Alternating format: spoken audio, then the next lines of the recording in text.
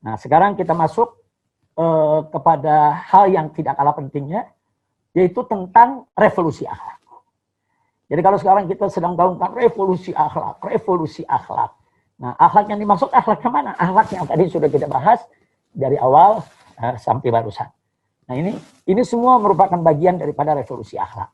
Nah, sehingga di sini saya hanya ingin memberikan satu kesimpulan singkat saja, bahwa revolusi akhlak ini memiliki level. Nah, jadi ada levelnya. Nah, level yang pertama adalah level individu.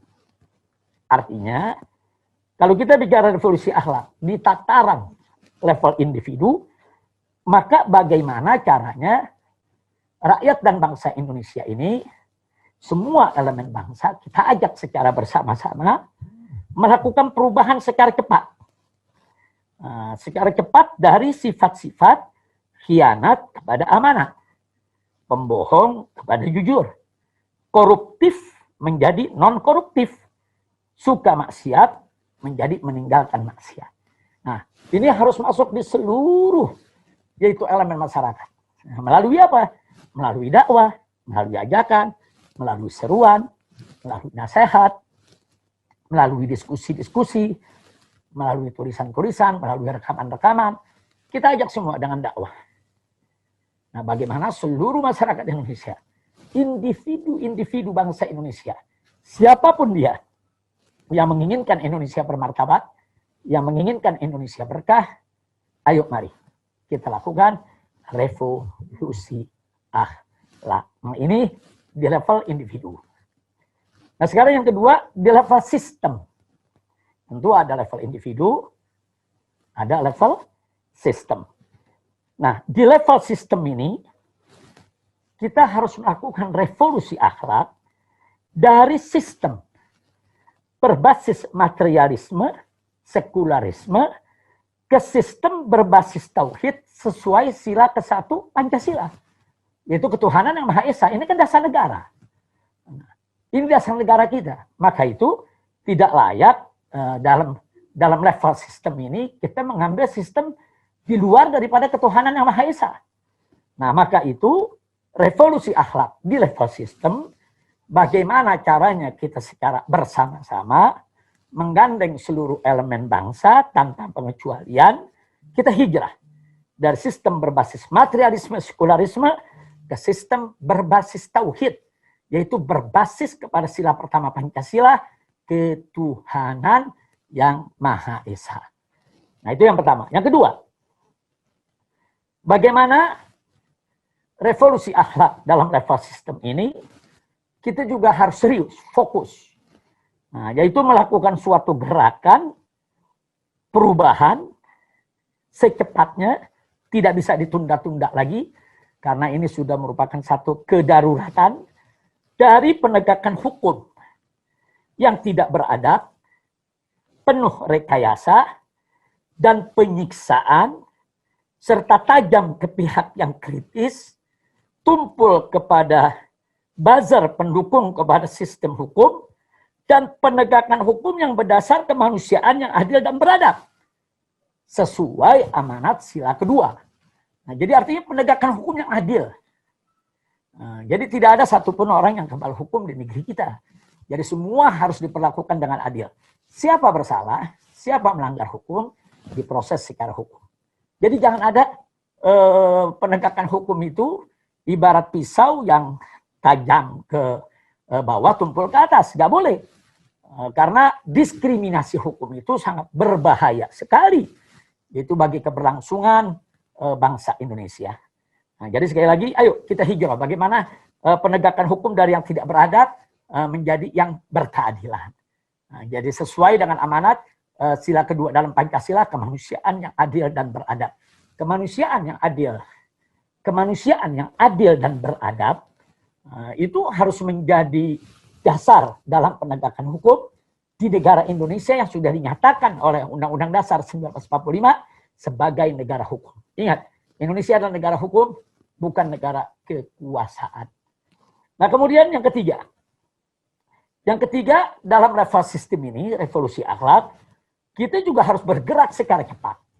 Perubahan yang tidak boleh ditunda lagi. Satu revolusi, satu perubahan yang cepat tapi dinamis. Cepat dan nggak boleh ini ditunda. Yaitu dari politik belah bambu dan adu domba kepada politik persatuan Indonesia. Nah, sesuai amanat sila ketiga dalam Pancasila yaitu persatuan Indonesia. Jadi nggak boleh ada lagi politik adu domba. Oh ini golongan saya, ini golongan Anda. Oh ini golongan kritis. Kami tidak sukai. Oh ini golongan asal Bapak senang. Oh ini kami sukai. Nggak bisa. Oh yang ini diangkat, yang ini ditendang, yang ini dirangkul, yang ini dipukul. Tidak boleh. Karena dalam satu sistem kepemimpinan, seorang pemimpin yang memiliki leadership yang kuat, dia harus ada di atas semua. Semua agama, semua golongan, semua suku, semua ras. Dia tidak boleh hanya menjadi milik satu golongan saja, satu kelompok saja. Maka dia akan kerdil. Dan itu berbahaya, bisa mengantarkan kepada perpecahan. Nah itu yang kita ingin ingatkan. Ini perlu revolusi, semua ini perlu revolusi. Jadi ini sudah menjadi rahasia umum di mana-mana. Kita bisa lihat penegakan hukum yang tidak adil, adu domba, pecah belah. Dan ini harus dihentikan. Karena ini merupakan sumber kegaduhan. Nah yang keempat. Yang keempat adalah bagaimana kita juga perlu punya iktikat baik, keseriusan, dan kerja keras. Juga dibutuhkan kecepatan. Itu di dalam bertindak, itu yang disebut sebagai revolusi. Yaitu kita hijrah dari sistem politik liberal ke sistem politik musyawarah mufakat. Sistem politik perwakilan. Nah, sesuai amanat sila keempat dalam Pancasila. Kerakyatan yang dipimpin oleh hikmat kebijaksanaan dalam permusyawaratan perwakilan. Ini kan sistem politik kita. Nah, sistem politik yang sudah dibangun oleh para founding father ini nggak boleh diganti. Menjadi sistem neolib, menjadi sistem liberal, menjadi sistem yang otoriter, atau menjadi sistem yang diktator, tidak boleh.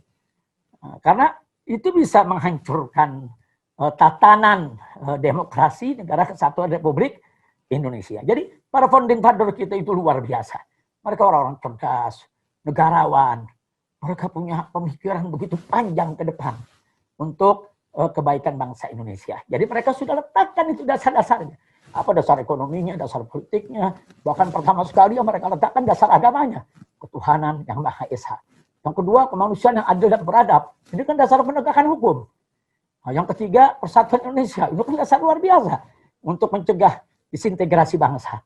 Dan yang keempat yang tidak kalah pentingnya, dasar musyawarah mufakat dengan sistem perwakilan. Nah, sebetulnya kita hanya tinggal melaksanakan saja. Enggak usah kita obok-obok ini Pancasila, apalagi diperas-peras. Mau dijadikan Ekasila, mau dijadikan Trisila.